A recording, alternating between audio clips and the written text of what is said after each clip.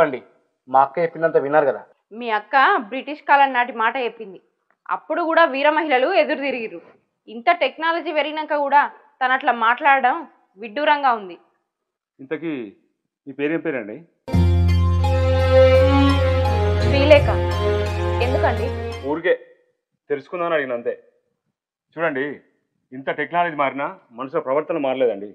తెల్లారి నుండి పొద్దుగా దాకా ప్రతి మనిషి నాటకం ఆడుకుంటూనే బతుకుతాడు. ఇప్పుడు నన్నేం చేస్తారో చెప్పండి. చూడండి, డబ్బుందన్న అహంకారంతో మా అక్క అట్లా మాట్లాడేది. మీరు ఎక్కడికైనా వెళ్ళి ప్రశాంతంగా బతకండి. సరే వెళ్తా. కానీ మీరు ఆ ఇంట్లో పనుడా లేకపోతే ఆమెకు సొంత తమ్ముడా? ఈ ఒక్క నిజం చెప్పండి చాలు. చూడండి, ఇది మా కుటుంబ సమస్య. మా అన్న వెళ్ళమన్నాడు కదా, మీరు వెళ్ళండి.